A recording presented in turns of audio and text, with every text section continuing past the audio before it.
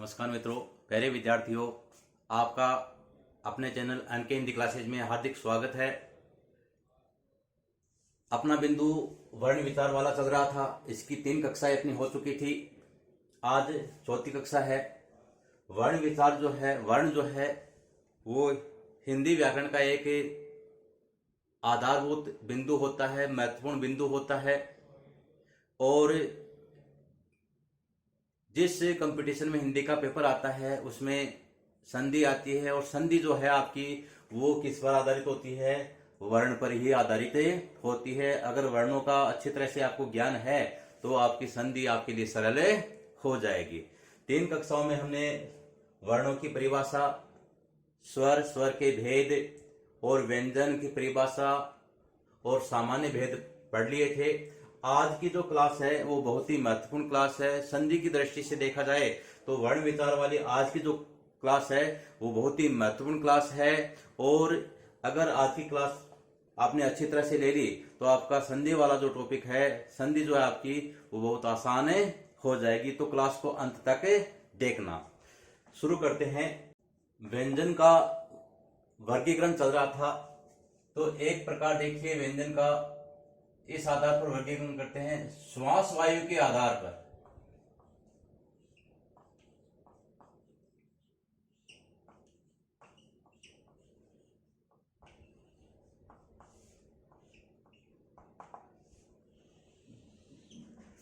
यानी वर्णों का जब हम उच्चारण करते हैं तो मुंह से जो श्वास वायु निकलती है, प्राण वायु निकलती है, उसकी मात्रा के अनुसार कम निकल रही है, ज्यादा निकल रही है, उस आधार पर इसके भेद किए जाते हैं। इस आधार पर इसके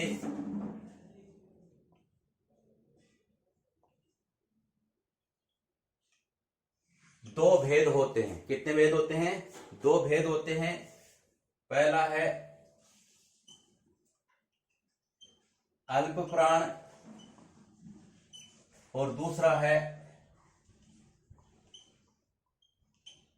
महाप्राण। नाम से ही देखिए इनका, अल्प यानी थोड़ा कम, प्राण यानी वायु।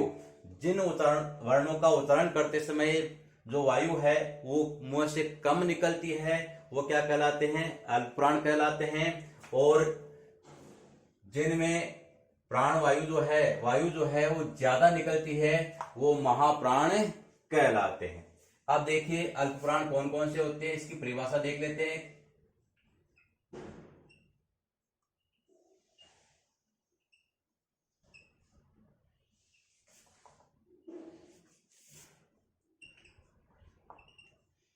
जिन वर्णों का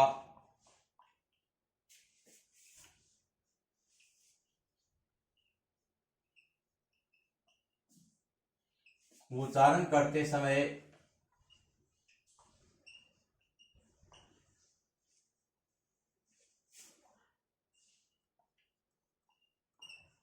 श्वास कम मात्रा में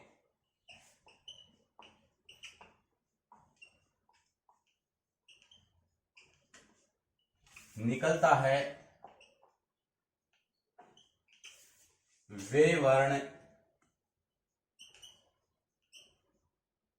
अल्प प्राण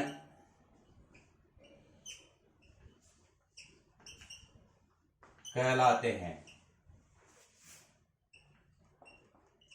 परिभाषा हो गई। यानी जिन वर्णों का उच्चारण करते समय श्वास जो है वह मुंह से कम मात्रा में बाहर निकलता है तो वे वर्ण क्या कहलाते हैं? अल्प प्राण कहलाते हैं। अब देखिए अल्प प्राण कौन कौन से होते हैं, उनकी संख्या कितनी होती है।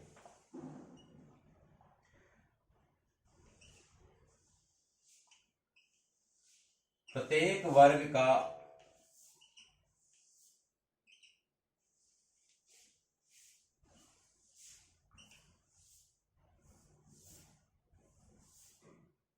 विषम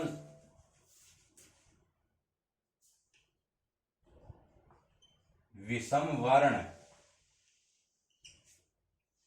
या प्रत्येक वर्ग का पहला, तीसरा और पांचवा वर्ण क्या होता है? अल्प प्राण होता है। वर्ग कितने बताए थे पहले वाली कक्षा में?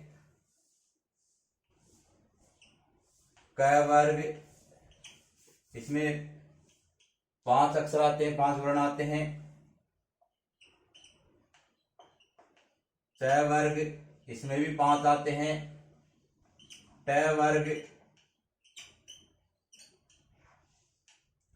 त वर्ग और प वर्ग, इनको वर्गीय व्यंजन भी कहा जाता है। ये 5 वर्ग होते हैं। तो इनका प्रत्येक वर्ग का विषम संख्या वाला या पहला, तीसरा और पांचवा जो वर्ण है वो क्या होता है? अल्प प्राण होता है। बात समझ में आ गई? आप देखिए और कौन कौन से होते हैं। ये, र, ल और व, ये जो 4 अंतस्थ वर्ण है ये भी किस में आते हैं? अल्प प्राण में आते हैं। और आपके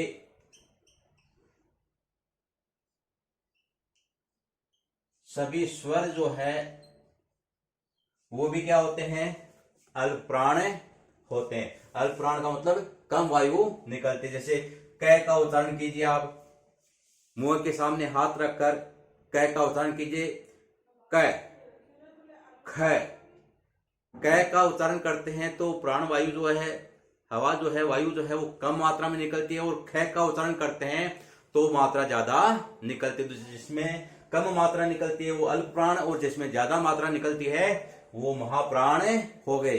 सीधा सा है, मुंह के सामने हाथ रखकर देख लीजिए। उच्चारण में हवा की मात्रा ज्यादा आ रही है तो महाप्राण, और कम आ रही है तो अल्प प्राण होते हैं। तो देखिए इनकी संख्या देखिए, ये कितने हो गए? प्रत्येक वर्ग का पहला, तीसरा और पांचवा, यानी प्रत्येक वर्ग में से कितने ले लिए? 3 ले लिए। तो इनकी संख्या कितनी हो गई? 5 है तो 15 हो गई। ये अलावा 4 है और स्वर, सभी स्वर है तो स्वर कितने होते हैं? 11। कुल मिला के कितनी हो गई इनकी संख्या? 30 हो गई। तो अल्प प्राण जो है उनकी संख्या कितनी होती है? 30 होती है। इतना अच्छी तरह समझ में आ गया होगा। सरल है। कम मात्रा निकल रही है अल्प प्राण, ज्यादा वायु की मात्रा निकल रही है महाप्राण। बस इतना सा ध्यान रखो और संख्या आपकी आ जाएगी 30। अब देखिए दूसरा महाप्राण।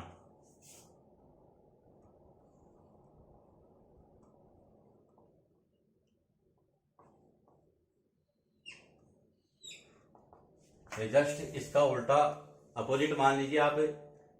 इसकी उल्टी परिभाषा इसकी, इसकी उल्टी परिभाषा इसकी। इसमें कम मात्रा में निकलता है, इसमें ज्यादा मात्रा में प्राणवायु बाहर निकलती है।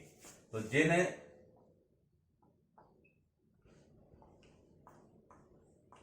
वर्णों यानी व्यंजन भी लिख सकते हो आप, का उच्चारण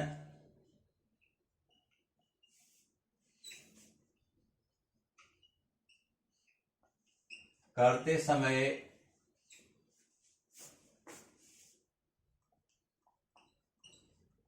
श्वास वायु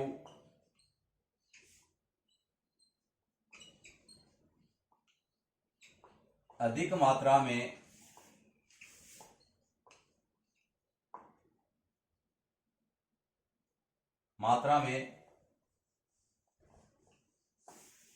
बाहर निकलती है,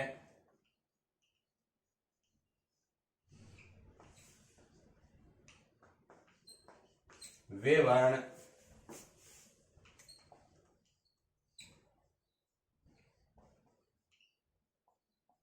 महाप्राण कहलाते हैं। अल्प प्राण में तो कम मात्रा निकल रही थी। महाप्राण जो है इसमें वर्णों का उच्चारण करते समय श्वास वायु जो है वो अल्प प्राण से अधिक यानी ज्यादा मात्रा में, अधिक मात्रा में बाहर निकलती है, तो वे वर्ण क्या कहलाते हैं? महाप्राण वर्ण या व्यंजन कहलाते हैं। अब देखिए कौन कौन से होते हैं।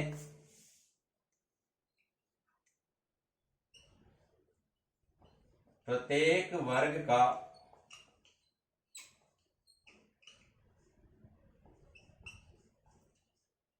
सम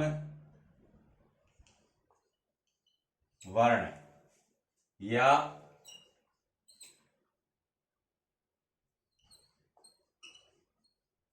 दूसरा और चौथा वर्ण क्या होता है? महाप्राण होता है। तीनों सकार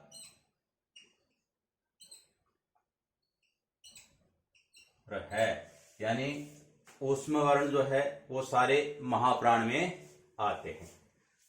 तो इनकी संख्या देखिए, प्रत्येक वर्ग का सम वर्ण अक्षर जो है, यानी सम कौन सा हो गया? दूसरा और चौथा। तो इनकी संख्या कितनी हो गई? 5 वर्ग है, तो प्रत्येक वर्ग से कितने हो गए? 2 हो गए। तो 5 वर्ग, ये 10 प्रत्येक वर्ग से हो गए, और ये आपके 4 ऊष्म वर्ण हो गए। तो कुल मिला के कितने हो गए? 14 हो गए। तो महाप्राणों की संख्या कितनी है? वर्णों की 14 है। अल्पप्राण जो है आपके कितने थे?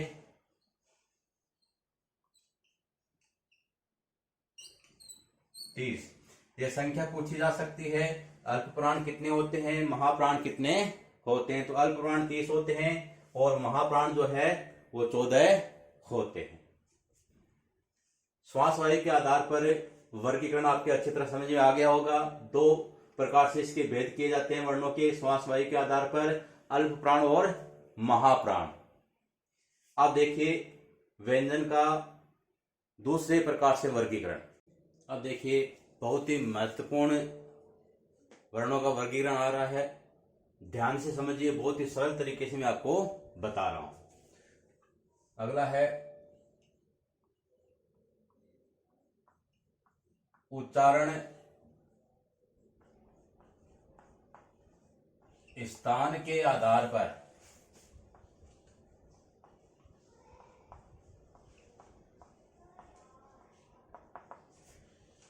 बहुत ही महत्वपूर्ण वर्गीकरण है वर्णों का। एक डायग्राम के अनुसार, डायग्राम से मैं आपको बता रहा हूं, देखिए समझिए।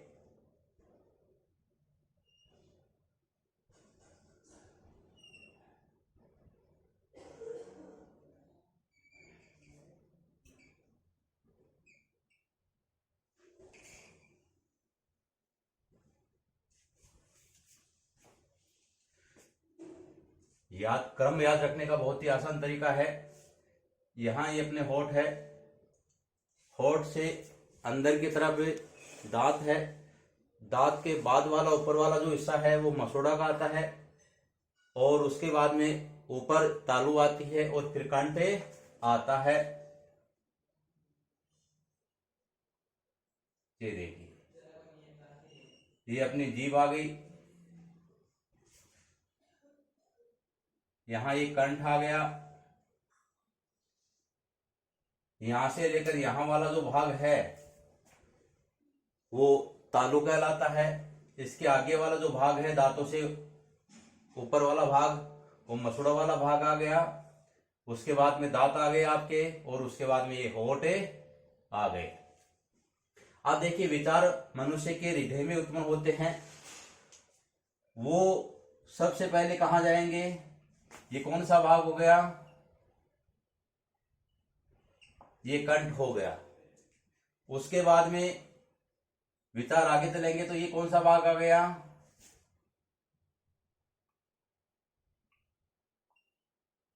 तालु आ गया। इसके बाद में यहां वाला भाग जो है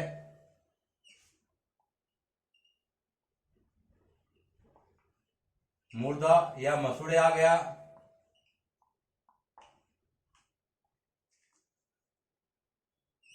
उससे पहले वाले दांत या दंत आ गए,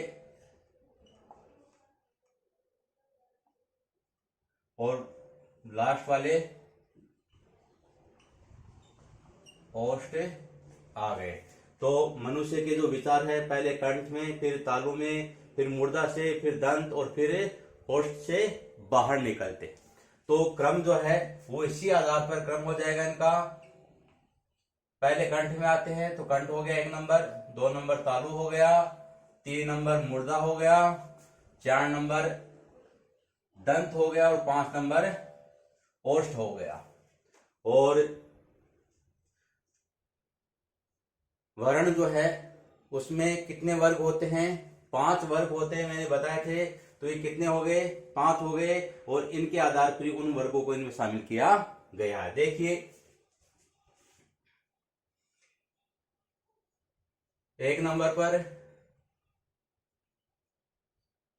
क वर्ग आता है, 2 नंबर पर च वर्ग आता है, 3 नंबर पर ट वर्ग आता है, 4 पर त वर्ग आता है, 5 पर प वर्ग आता है। तो यहां से शुरुआत कहां से हो रही है? यहां पर देखिए 1 नंबर पर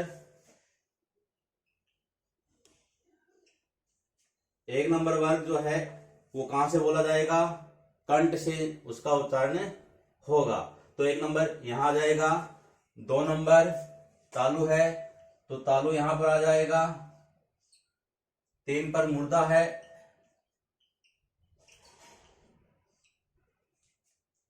4 पर दंत है और 5 पर ओष्ठ है।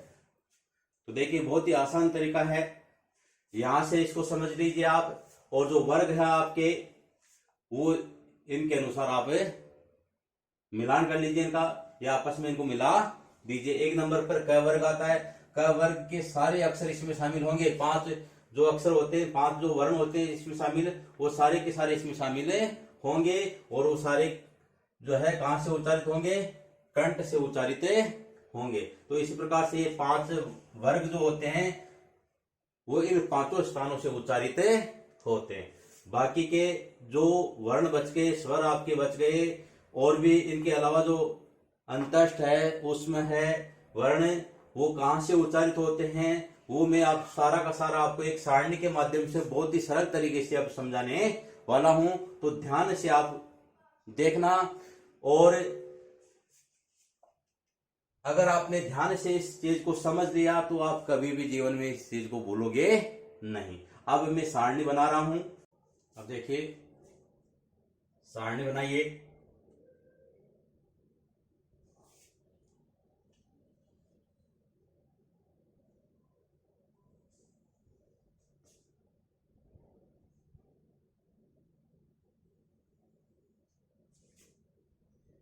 इसमें आपकी क्रम संख्या उच्चारण स्थान के आधार पर 10 भागों में बांटा गया है वर्णों को। तो यहां से क्रम संख्या लगाइए।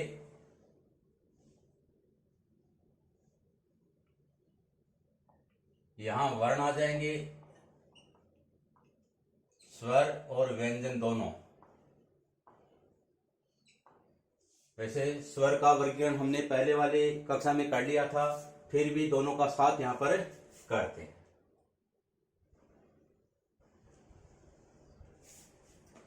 यहां आ जाएगा उच्चारण स्थान,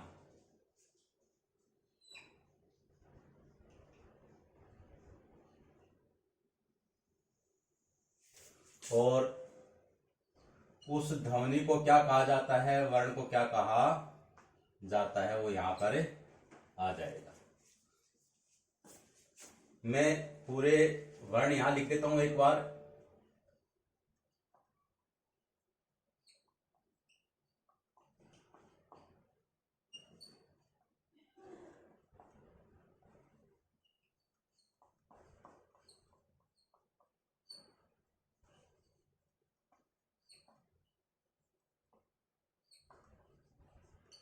योग वाह भी इसमें शामिल कर लेते हैं।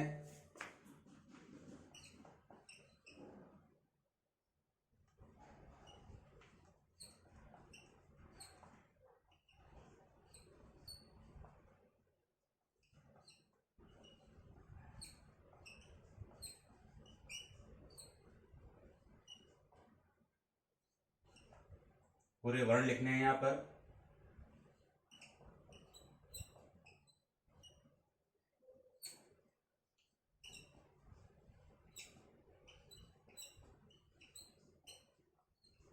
बहुत ही सरल तरीके से मैं आपको समझाऊंगा और ये तरीका आप अपनाओगे तो आसानी से आपकी समझ में भी आ जाएगा।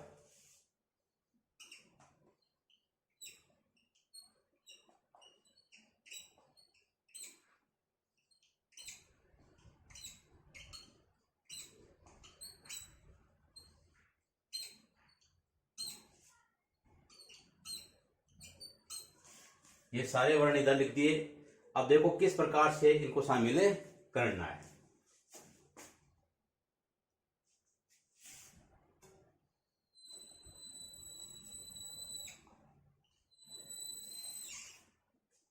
पांच तो अभी मैंने आपको अभी बताए थे, तो क्रम संख्या 5 तक डाल दीजिए आप।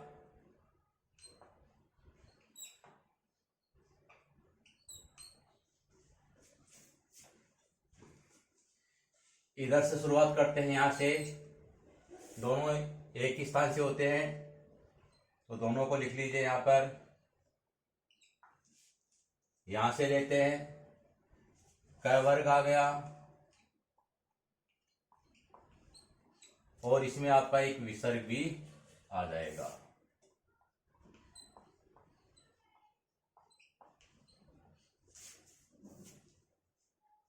पहला उच्चारण स्थान कौन सा था? कंठ। और ये ध्वनियां क्या कहलाती है? ये ध्वनियां कहलाती है कंठ ध्वनियां। तो ए आ क वर्ग और विसर्ग जो है उनका उच्चारण स्थान कंठ है और इन ध्वनियों को क्या कहा जाता है? कंठ ध्वनियां कहा जाता है। दूसरा देखिए, यहां तक आ गया, यहां से लीजिए ई दीर्घ ई, इसमें ये क वाली आ गई। च देखिए, च वर्ग। अब वर्गों के अलावा भी इनको भी लेना है, तो ये दोनों यहां से इनकी शुरुआत कर देते हैं, ये और स। दूसरा उच्चारण स्थान कौन सा था? तालु। और ध्वनि क्या कहलाएगी? ये तालव्य ध्वनियां कहलाएगी। बहुत ही सरल तरीका है। अब क्रम से तो उ और उ आ रहा है, दीर्घ उ आ रहा है, लेकिन ये दोनों क्या है? वर्ताकार है। इनमें होठ जो है वो क्या हो रहे हैं? गोले हो रहे हैं। उनका उच्चारण करें तो गोल हो रहे हैं, इसलिए ये मूर्धा में ना आकर किस में जाएंगे? ओष्ठ में जाएंगे। इसलिए इनको छोड़ दो, आगे चलते हैं। री बच गया, आगे री है तो री लिख देते हैं। उसके बाद में त वर्ग आ जाएगा। यहां क्या बच गया? र और स बच गया। इधर से र और स लिख दिया। कहां से उच्चारित हो रहे थे? मूर्धा से। और ध्वनि क्या कहलाएगी? मूर्धन्य ध्वनि कहलाएगी। बहुत ही देखो सरल तरीके से मैं आपको समझा रहा हूं। चौथा देखिए,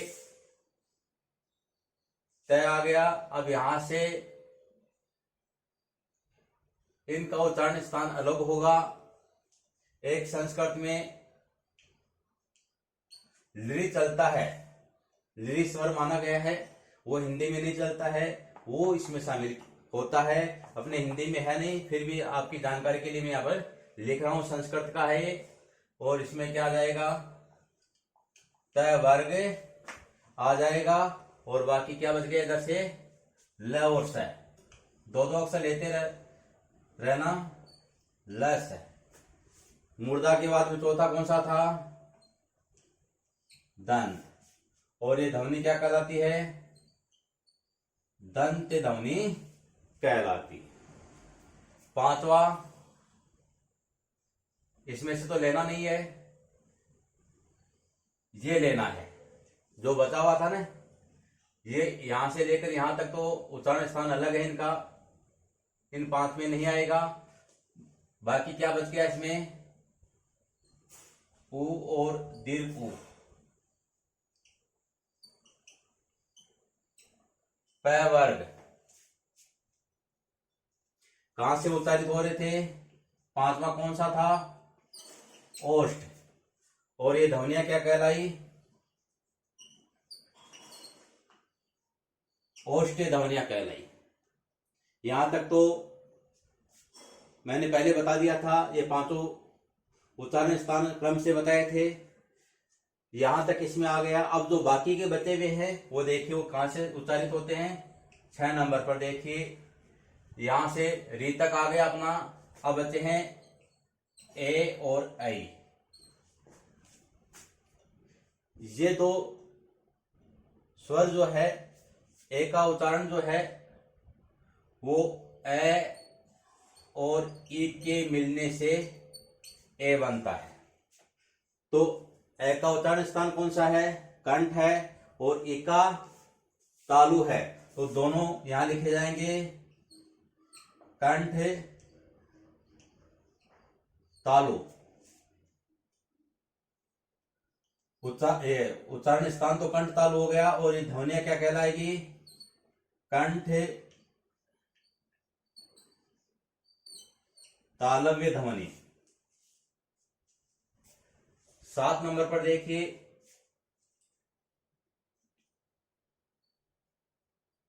ओ और औ। ये जो है ए और उ से मिलकर ओ बनता है। तो ए का उच्चारण स्थान कौन सा हो गया? कंठ। उ का उच्चारण स्थान ओष्ठ। तो इन ओ और औ का उच्चारण स्थान हो गया कंठ ओष्ठ। और ध्वनि क्या हो गई? कंठोष्ठे।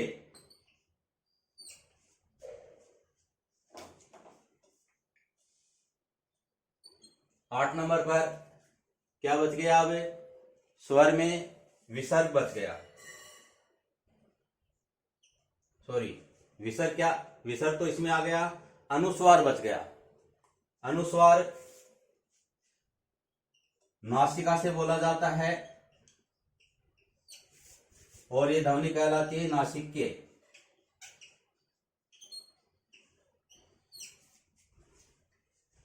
स्वर आपके पूरे हो गए हैं। व्यंजन जो है प तक पांचों वर्ग पूरे हो गए हैं। और अंतस्थ और उसमें के 3-3 अक्षर पूरे हो गए हैं। 2 अक्षर आपके बच गए हैं, वो देखिए।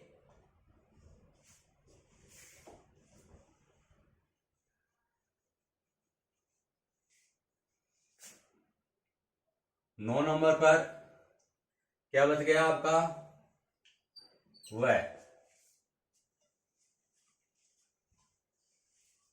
वह जो है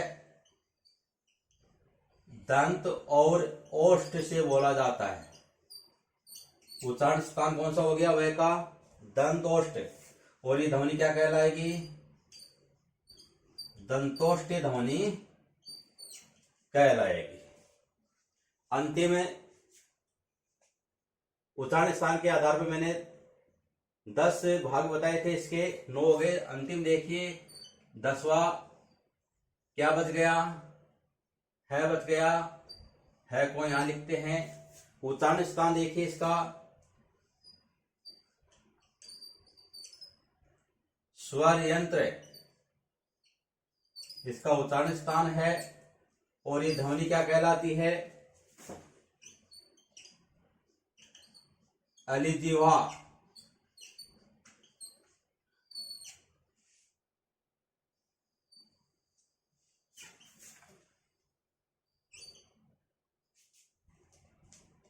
ये आपका वर्गीकरण हो गया। ये है का जो उच्चारण स्थान है, ये कई बार कंपटीशन में पूछा जा चुका है। ये पूछा जा चुका है अलिजीवा वर्ण कौन सा होता है, ध्वनि कौन सी होती है, तो इसको विशेष तौर से ध्यान में रखना। ये वर्गीकरण बहुत ही सरल तरीके से मैंने आपको बताया है। आज की क्लास जो है वो यहीं समाप्त करते हैं। मुझे पूर्ण विश्वास है कि आज की जो क्लास में हमने जो पढ़ा है वो बहुत ही सरल तरीके से मैंने आपको समझाने की कोशिश की है। आपके बहुत ही अच्छी तरह से समझ में आ गया होगा। वर्ण के व्यंजन के 2 वर्गीकरण और बचे हुए हैं, वो अगली कक्षा में शुरू करेंगे।